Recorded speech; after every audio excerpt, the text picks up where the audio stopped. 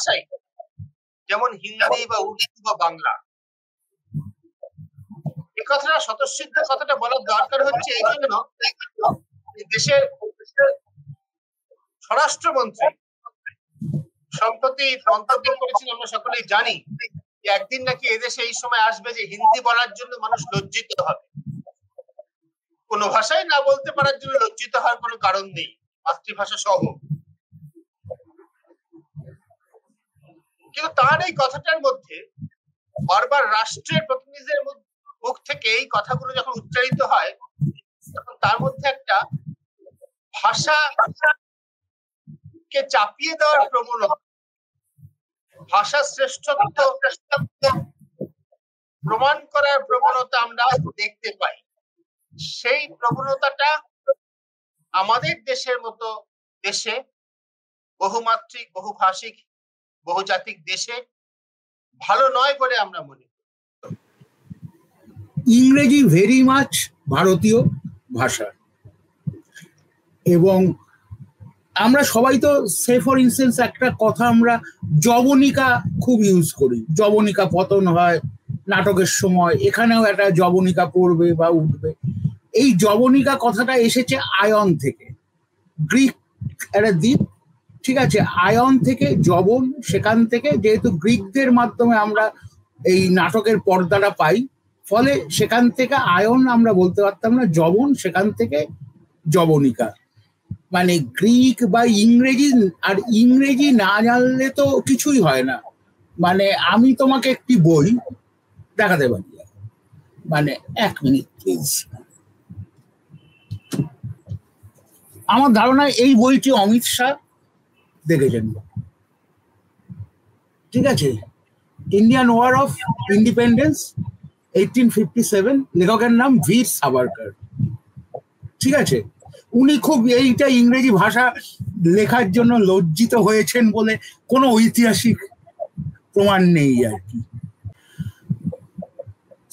দ্বিতীয়ত, যে আমি যদি সাভারকর ছেড়েও দিই, অনেকদিন আগের গল্প, ঠিক আছে, আমার কথা হচ্ছে যদিও অমিত শাহ বা মোদিরা তারা নর্থ ইস্টকে মানে মণিপুর, মিজোরাম, ইসরায়েলকে ভারতের মধ্যে গণ্য করেন কিনা আমার সন্দেহ আছে, কিন্তু সেখানে যারা লেখক বা লেখিকা, টেনসুলা আও বা তারা প্রত্যেকে কিন্তু ইংরেজিতেই এই লেখেন আর কি।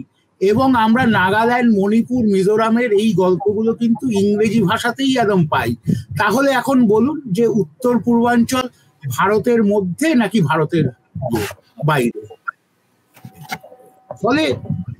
ফলে এগুলো হচ্ছে একেবারে বোকা বোকা খুঁচিয়ে মানে ঘা করার মতন আর কি। এই বিতর্ক একদমগুলি 1950-এ সে একদম হতো। মানে সে ফর ইনস্টেন্স আফ্রিকায় চিনুয়া আচেবে একদম ইংরেজিতে লিখছেন, কেউ আবার ইগবোতে, তা এটা ইংরেজিতে লিখবো না সেই নিয়ে তখনকার দিনে 1960-এ মাও বিদ্রোহ অনেক কিছু হয়েছিল। এটা অমিত শাহ আমার ধারণা সমস্ত বেকারত্ব, পহেলগামের ব্যর্থতা, এসব জায়গা থেকে দৃষ্টি ঘোরানোর জন্য এই খেলাটা খেলেছেন আর কি, বোকা বোকা চাল অবশ্য। আমার প্রথম বক্তব্য হলো যে ভারতের সংবিধানটা প্রথমে কিন্তু লেখা হয়েছিল ইংরেজিতে। ইংরেজি ভারতীয় ভাষা কিনা এটা যদি আমি সংবিধান দিয়ে শুরু করি, সংবিধান রচনা দিয়ে, ওটা লেখা হয়েছিল ইংরেজিতে, 1 নম্বর। 2 নম্বর, সাহিত্য একাডেমি যে কটা ভাষায় পুরস্কার দেয়, একটু ছোট্ট একটা করে দর্শকদের জন্য বলে দেওয়া, এটা আমি আইনজীবীদের কাছ থেকে শুনেছি, এবং আইনের মানে আদালতের বিধি হচ্ছে যদি সংবিধানের ইংরেজি ভার্সন এবং তার অনুবাদের মধ্যে কোনো বিরোধ হয়, তাহলে ইংরেজি ভার্সনটা প্রিভিল করবে, অনুবাদটাই গ্রাহ্য হবে। ইংরেজি ভাষা আদালত অব্দি যেতে হবে না, তোমার যে কটা ফিক্সড ডিপোজিট আছে উল্টিয়ে দেখো, পেছনে ব্যাংক ওই কথাটা লিখে দিয়েছে। সেটা নিয়ে যদি কোনো বিরোধ হয় তাহলে ইংরেজি হিন্দি দুটো ভাষাতেই লিখে তলায় ফুটনোটে বলে দিয়েছে যে যদি কোনো বিরোধ হয় তাহলে ইংরেজি ভাষার যে ব্যাখ্যা সেটাই গ্রাহ্য হবে। সুতরাং ভারতীয় ভাষায় কিনা এ নিয়ে কোনো সন্দেহের জায়গা নেই, অবশ্যই ভারতীয় ভাষা, এবং ভারত সরকারের স্বীকৃতিও তাই। আর যদি বলো যে এই ভাষাটা টিকে থাকবে কিনা, আমি অন্তত আমার জীবদ্দশায় এটা লোপ পাবে এরকম কোনো সম্ভাবনা দেখি না। এক নম্বর কারণ এই যে এখনো ভারতবর্ষে গত 2011 সেন্সাস ফিগার তোমার ফোন কল টিপে আমি দেখছিলাম, তাতে দেখলাম যে এখনো সব রকম হিন্দি মিলিয়ে, হিন্দি তো অ্যাকচুয়ালি কাউন্টিং এর সময় ওরা প্রায় গোটা 40 ভাষাকে একত্রিত করে বলেন। তো আমরা দেখছিলাম যে অ্যাবাউট 41 বা 42% হচ্ছে ভারতবর্ষে যেন হিন্দি কোনো না কোনো ভাবে হিন্দি বলেন। সে এখন মৈথিলিও হতে পারে, ভোজপুরিও হতে পারে, আওয়াধিও হতে পারে, বিভিন্ন ভাষা কিন্তু জুড়ে গেছে হিন্দি ভাষার মধ্যে, কিন্তু হিন্দি কোনো একটা ভাষা এটা মানা মুশকিল, মানে সবাই সেটা বলছেন, এটা মানা খুব মুশকিল। দ্বিতীয়ত যেটা বললাম যে সাহিত্য একাডেমিতে পুরস্কার দিচ্ছেন, ইংরেজিতে লেখা ভারতীয় সাহিত্যিকদের লেখাকে পুরস্কার দেওয়া হচ্ছে, শুধু অনুবাদ না অরিজিনাল দেওয়া হয়। সুতরাং এটা সাহিত্য একাডেমি স্বীকার করছেন যে এটা একটি ভারতীয় ভাষা। 3 নম্বর, এইবার আমরা পছন্দ করি বা না করি, আমি ডাইসের ডেটা দেখছি, এডুকেশনের ডেটা, যে আমরা কি শিখতে চাইছি। তাতে আমি বেশ কয়েকটা রাজ্য দেখছিলাম,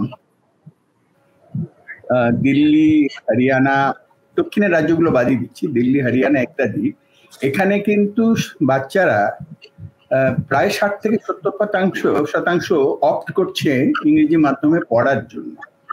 এখন ভাষাটা যদি ভারতীয় না হয়, আমি যদি এক ভারতীয় হিসেবে আরেক ভারতীয়র সঙ্গে এটা নিয়ে কথা না বলি, তাহলে এই ভিড়টা কিসের, এই ভিড়টা কেন?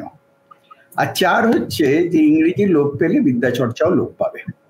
কদিন আগে আশিস লাহিড়ী একটা খুব গুরুত্বপূর্ণ ওনার ইন্টারভিউ করছিলাম, বাংলায় বিজ্ঞান চর্চা ছিল তার বিষয়। তো বাংলায় বিজ্ঞান চর্চার ক্ষেত্রে আশিস লাহিড়ী বলছিলেন যে বাংলায় বিজ্ঞান নিয়ে লেখা আর বিজ্ঞানের চর্চা করা দুটো কিন্তু এক জিনিস নয়, আলাদা জিনিস। বিজ্ঞান যদি চর্চা করতে হয়, সায়েন্টিফিক পেপার যদি লিখতে হয়, তোমার ইংরেজি ছাড়া কোনো বিকল্প নেই। শুধু ভারতবর্ষ বলে নয়, সারা পৃথিবীতে প্রায় 93-94% সায়েন্টিফিক পেপারের পাবলিকেশনের ভাষা হচ্ছে ইংরেজি। বাকি চীন, জাপান, ফ্রেঞ্চ, ল্যাটিন, জার্মান ইত্যাদি ইত্যাদি এরা মিলে বাকি পার্সেন্টেজটা কভার করে। সুতরাং এই 5টা পয়েন্টের ভিত্তিতে আমার বক্তব্য অবশ্যই ভারতীয় ভাষা এবং অবশ্যই শিক্ষণীয় ভাষা, জানতে হবে আমাদের।